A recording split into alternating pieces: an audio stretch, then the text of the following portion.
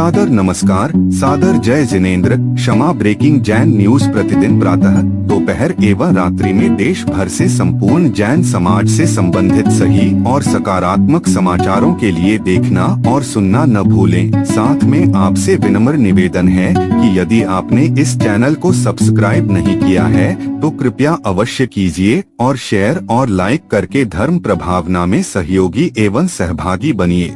इस कार्यक्रम के पुण्यार्जक नमन करता हैं श्रीमान विकास जैन, श्रीमती मेधा जैन, कुमारी तारिणी जैन, मैन मार्केट, मालवीय नगर, नई दिल्ली। ये अपने आप में स्वयं महान है इस लोक में, क्योंकि हिंसा पाप है तो अहिंसा धर्म है, उसको महानता की दृष्टि से देखा जाता है, इसलिए वह अपने आप में महान है।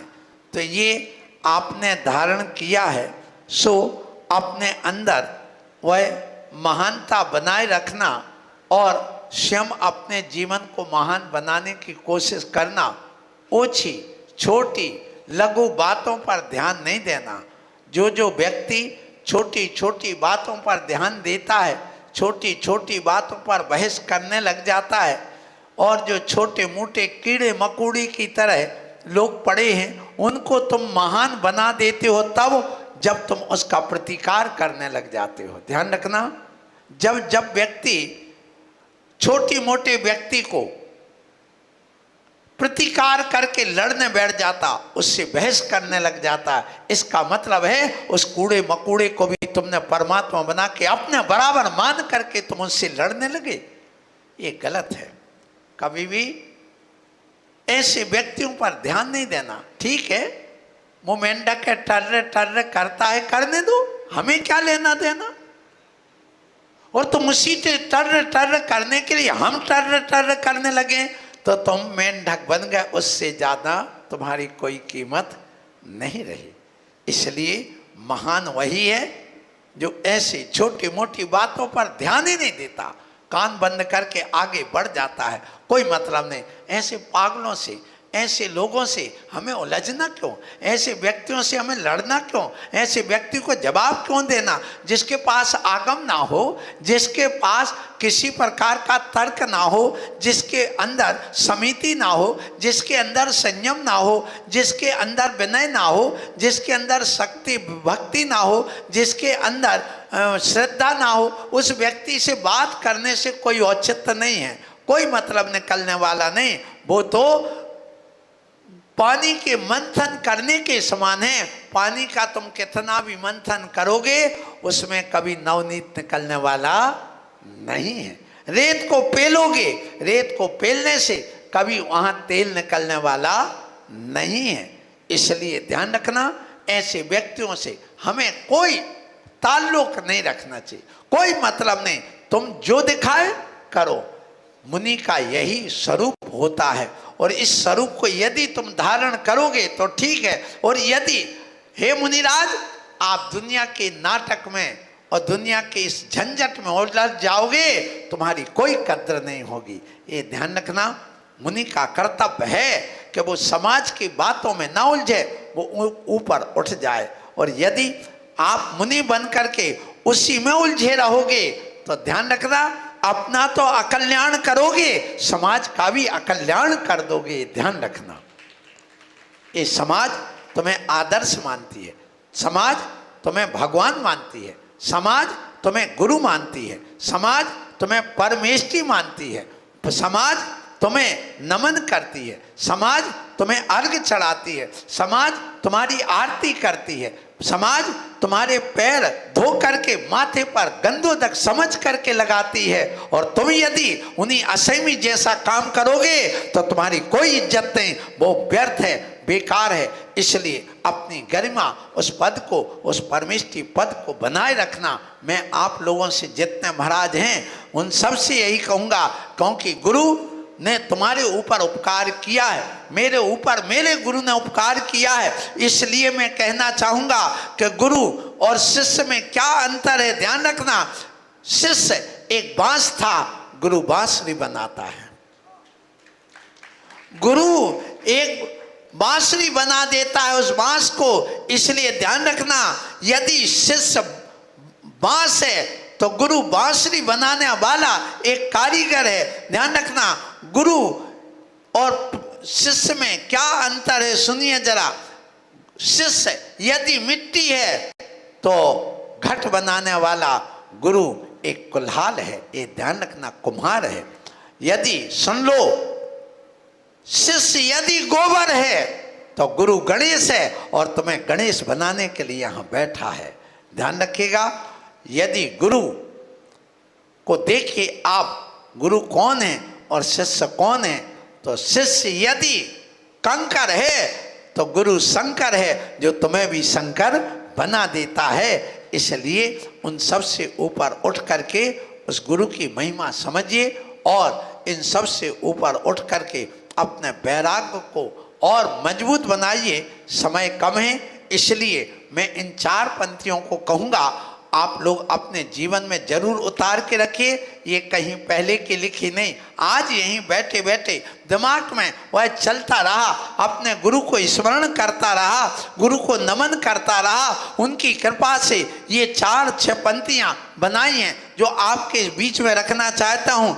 गुरु की महिमा जिन वाणी माँ ने गाई है, गुरु की महिमा जिन वाणी माँ ने गाई है, गुरु की हर शिष्य ने गुरु की हर शिष्य ने श्रद्धा भक्ति जगाई है। क्या कह रहा हूं, गुरु के प्रति हर शिष्य ने श्रद्धा भक्ति जगाई है और गुरु की महिमा को जिन वाणी माँ ने गाई है, गुरु के बिना मोक्ष मार्ग की हर क्रिया अधूरी है। इसलिए तो हर भक्त ने गुरु चरणों से प्रीत लगाई है। इसलिए तो हर भक्त ने गुरु चरणों से प्रीत लगाई है। गुरु वाणी सुनने दुनिया दूर दूर से दौड़कर आई है। सुनना, गुरु के जब शब्द हों तो ऐसे हों कि लोग दूर दूर से दौड़ करके आए। गुरु वाणी सुनने दुनिया दूर दूर से दौड़कर आई है।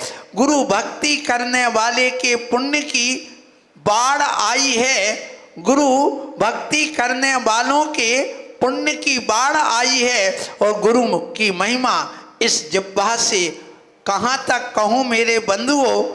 गुरु ने ही तो पद दलितों को भगवान की मूर्ति बनाई है। गुरु ने ही तो पद दलितों को भगवान की मूर्ति बनाई है और गुरु की महिमा जिन वाणी माँ ने गाई है। इसलिए मैं आज कहूँगा कि यदि तुम्हें भगवान तुल्य बनाया है तो किसने बनाया है, जरा विचार करना। तुम सोचते कि नहीं मैं स्वयं दीक्षा ले लूंगा, मुझे कोई जरूरत नहीं, मैं स्वयं बन गया ना, गुरु ने मेरे साथ क्या किया। ऐसा अहंकार कभी किसी शिष्य को नहीं करना चाहिए और कभी स्वयं दीक्षा नहीं लेना चाहिए और गुरु से ही दीक्षा लेना चाहिए। क्यों? गुरु वह जलता हुआ दीप है जो बुझे हुए दीपक को भी जला देता है। गुरु, ध्यान रखना, अपने रत्नत्रय से सामने वाले को वह रत्नत्रय का वह आरोपण कर देता है।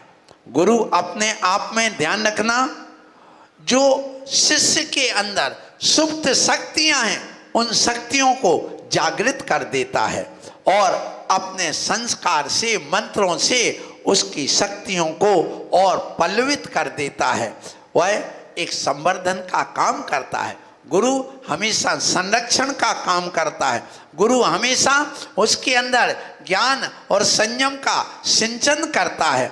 वह उनके अंदर ज्ञान का मंथन करके हमेशा नवनीत को निकालने का काम करता है। और जो गुरु होते हैं वे शिष्य के अंदर जो भी, जैसे खेत में घास फूस उग आती फसल के साथ जिसको खरपतवार कहते, उसको निकालने का काम तो गुरु करता है। और ध्यान रखना, ज्ञान का जल सींच करके और चारित की खाद डाल करके और श्रद्धा की हवा दे करके उस फसल को लहलहा देता है और रत्न की फसल उसके अंदर लहलहाती है। इसलिए हमेशा ये शिष्य और गुरु का संबंध अनादिकाल से है और आगे भी बना रहेगा। मैं यही कहूँगा आज कि आज अपने जीवन में जो दीक्षा ली है, पतन से उत्थान के लिए ली है, उत्थान से पतन के लिए नहीं। इसलिए हमेशा उत्थान की बात करना, पतन की बात नहीं करना। जो राग द्वेष मोह छोड़ करके आए हैं उसको छोड़ करके और दृढ़ता लाने की बात करना। पर में नहीं जाना, पर में तत्पर नहीं रहना, पर से निज की ओर जाना, यही दीक्षा का आज दिवस आपके लिए महान है। आप बाहर से अंदर की ओर आना, बाहर मत भटकना, बाहर मत भटकना। और अपने परिवार को छोड़ा है तो परिवार को छोड़कर परमात्मा से जुड़ने के लिए आपने दीक्षा ली है, उस परमात्मा से जुड़े रहना।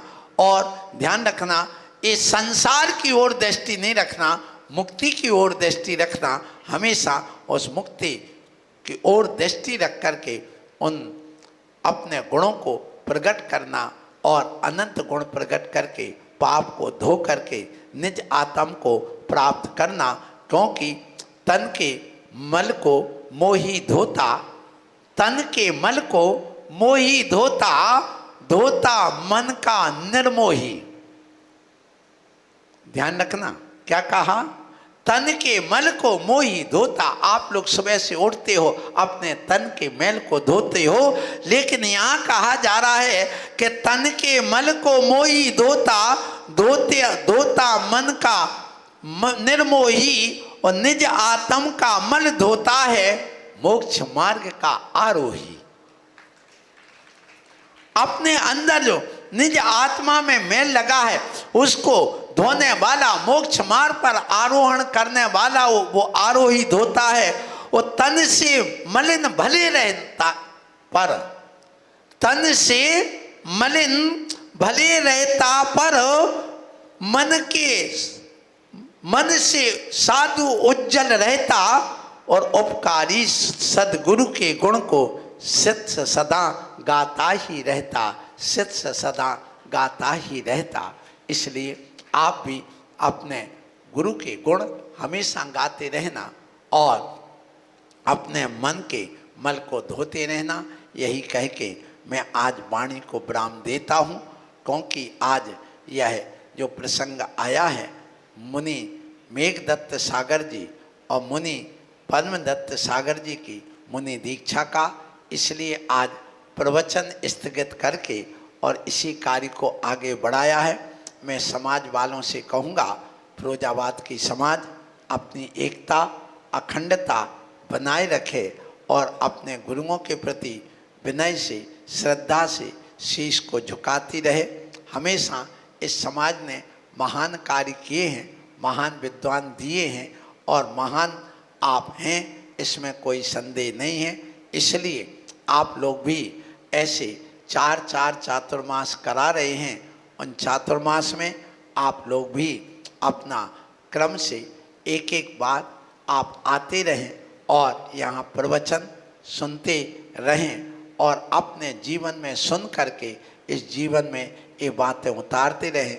मन में आप भी भावना भाएं कि एक दिन मेरा भी कल्याण हो, मैं भी मुनि बनूं। ध्यान रखना, एक मुनि गड़बड़ हो सकता है, सब मुनि नहीं। और ध्यान रखना, यदि जब भी वृक्ष में फल लगेंगे तो आप ध्यान रखना उस आम के वृक्ष में ही आम के फल लगेंगे। यदि आम का पेड़ खराब हो जाए तो पूरा फसल आगे के लिए गड़बड़ हो जाएगी। और यदि 1-2 फल यदि गड़बड़ हैं तो वो तोड़ करके हम उसको फेंक सकते हैं कचरे की टोकरी में। इसी प्रकार से ध्यान रखो, ये मोक्ष मार्ग का ये वृक्ष जो है, इसी में आपको इसमें फल मिलेंगे मोक्ष के। लेकिन ध्यान रखना, यदि 1-2 साधु सड़ जाता है तो सब साधु को सड़ा मत मानना। ऐसे सड़े हुए साधुओं को टोकरी में डालना ही श्रेष्ठ होता है, ये ध्यान रखिएगा। और उस ओर दृष्टि नहीं देना, अपन उस ओर दृष्टि नहीं देते हैं, हमेशा अच्छे की ओर दृष्टि देखना रखना और गुण ग्रहण का भाव रखना। कौन जो करेगा सो भरेगा, वो उसके ऊपर है। उसने क्या किया, क्या कर रहे हैं, क्या नहीं कर रहे हैं। बस मैं इतना कहूँगा साधु, हे मुनिराज, हम आप लोगों से यही कहूँगा, इस समाज की झंझटों में, उलझनों में और उनके इस कार्यक्रम में तुम भाग मत लेना, क्योंकि तुम परमेष्टि हो, पंच नहीं। ये समाज की संस्थाओं का काम पंचों का है, परमेष्टियों का नहीं है। यही मैं आज कहूँगा। बोलो महावीर भगवान।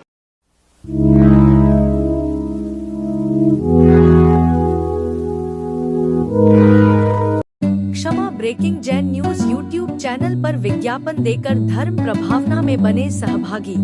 विज्ञापन देने हेतु संपर्क कीजिए मोबाइल नंबर 9026900740 एवं समाचार एवं वीडियो भेजने हेतु WhatsApp number 9335236222। Kshama breaking Jain news YouTube channel देखने के लिए आपको बहुत बहुत धन्यवाद। सादर प्रणाम, सादर जय जिनेंद्र।